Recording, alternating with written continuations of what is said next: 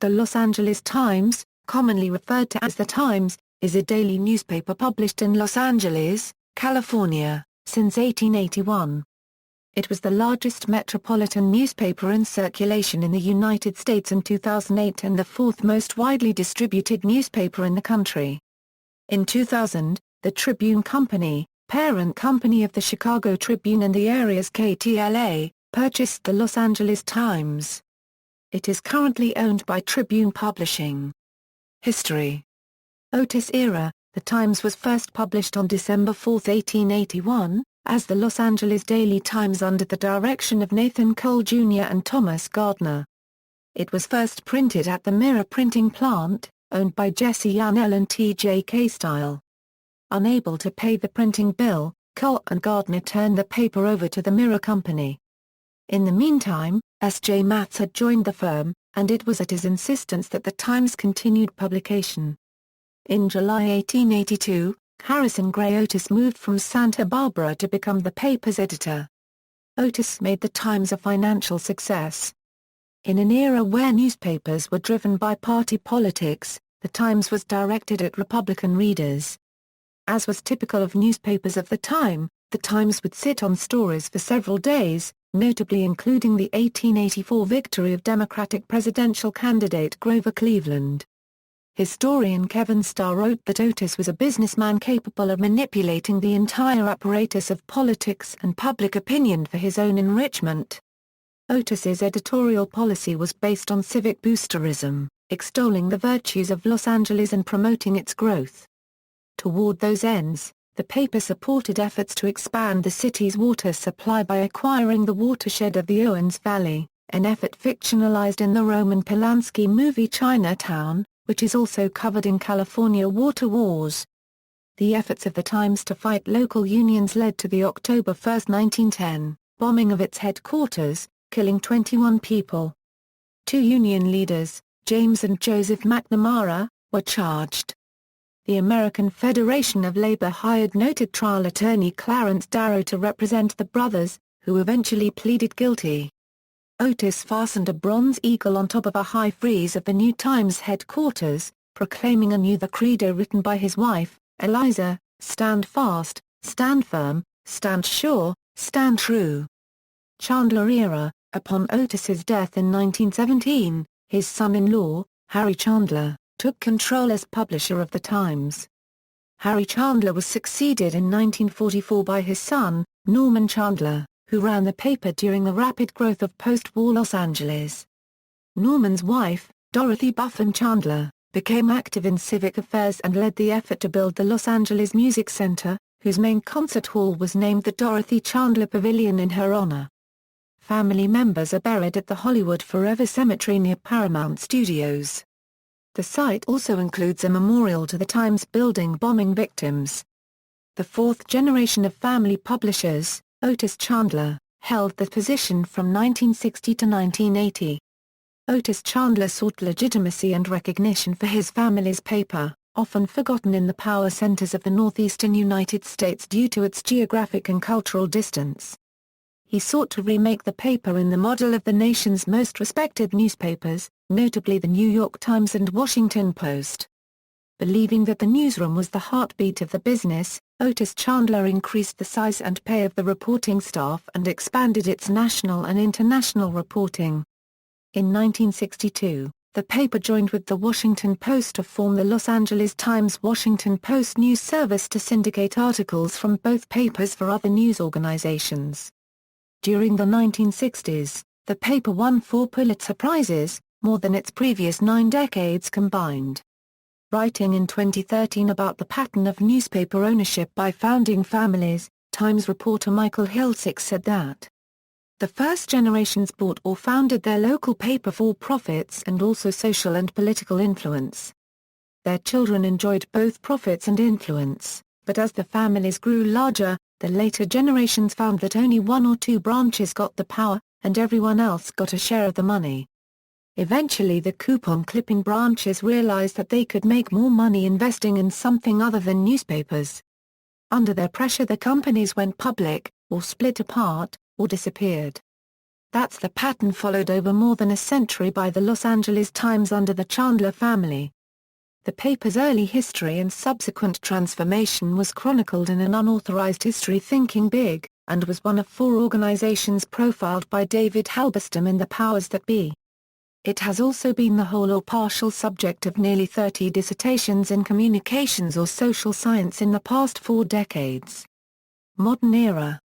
The Times was beset in the first decade of the 21st century by a change in ownership, a bankruptcy, a rapid succession of editors, reductions in staff, decreases in paid circulation and the need to increase its web presence. In 2000, the Tribune Company acquired the Times, placing the paper in co-ownership with then WB-affiliated KTLA, which Tribune acquired in 1985. For 2 days in 2005, the Times experimented with Wikitorial, the first wiki by a major news organization to allow readers to combine forces to produce their own editorial pieces. However, they shut it down after a few people besieged it with inappropriate material. In December 2008, the Tribune Company filed for bankruptcy protection. The single copy rates are $1.50 daily and $2 on Sundays and Thanksgiving Day. On December 3, 2012, the paper increased its daily price 50%. Pulitzer Prizes. Through 2014, the Times had won 41 Pulitzers, including 4 in editorial cartooning, and 1 each in spot news reporting for the 1965 Watts riots and the 1992 Los Angeles riots. Times sports writer Jim Murray won a Pulitzer in 1990. Times investigative reporters Chuck Phillips and Michael Hiltzik won the Pulitzer in 1999 for a year-long series that exposed corruption in the music business. Mark Saylor, then entertainment editor of the business section, said it recognized aggressive reporting on the hometown industry. Where the LA Times has long labored under a cloud, the misperception that they were soft on the entertainment industry. Times journalist David Willman won the 2001 Pulitzer Prize for investigative reporting. The organization cited his pioneering exposé of 7 unsafe prescription drugs that had been approved by the Food and Drug Administration, and an analysis of the policy reforms that had reduced the agency's unregistered trademark's effectiveness. In 2004, the paper won 5 prizes, which is the 3rd most by any paper in 1 year, and The Washington Post in 2008. Times reporters Bettina Boxall and Julie Cart won a Pulitzer Prize for explanatory reporting in 2009 for their fresh and painstaking exploration into the cost and effectiveness of attempts to combat the growing menace of wildfires across the western United States. Competition and rivalry. In the 19th century, the chief competition to the Times was the Los Angeles Herald, followed by the smaller Los Angeles Tribune. In December 1903, newspaper magnate William Randolph Hearst began publishing the Los Angeles Examiner as a direct morning competitor to the Times. In the 20th century, the Los Angeles Express was an afternoon competitor, as was Manchester body's Los Angeles Daily News, a Democratic newspaper. By the mid-1940s, the Times was the leading newspaper in terms of circulation in the Los Angeles metropolitan area. In 1948, it launched the Los Angeles Mirror, an afternoon tabloid, to compete with both the Daily News and the merged Herald Express. In 1954, the Mirror absorbed the Daily News. The combined paper, the Mirror News, ceased publication in 1962, when the Hearst Afternoon Herald Express was merged with the morning Los Angeles Examiner. Special editions, Midwinter and Midsummer, Midwinter, for 69 years, from 1885 until 1954, the Times issued on New Year's Day a special annual Midwinter number or Midwinter edition that extolled the virtues of Southern California. At first it was called the Trade Number, and in 1886 it featured a special press run of extra scope and proportions. That is, a 24-page paper, and we hope to make it the finest exponent of this, Southern California country that ever existed. 2 years later, the edition had grown to 48 handsome pages, which, stitched for convenience and better preservation, was equivalent to a 150-page book. The last use of the phrase trade number was in 1895, when the edition had grown to 36 pages split among 3 separate sections. The midwinter number drew acclamations from other newspapers, including this one from the Kansas City Star in 1923. It is made up of 5 magazines with a total of 240 pages, the maximum size possible under the postal regulations. It goes into every detail of information about Los Angeles in Southern California that the heart could desire. It is virtually a cyclopedia on the subject. It drips official statistics. In addition, it verifies the statistics with a profusion of illustration. It is a remarkable combination of guidebook and travel magazine. In 1948, the midwinter edition, as it was then called, had grown to 7 big picture magazines in beautiful rotogravure reproduction. The last mention of the midwinter edition was in a Times advertisement on January 10, 1954.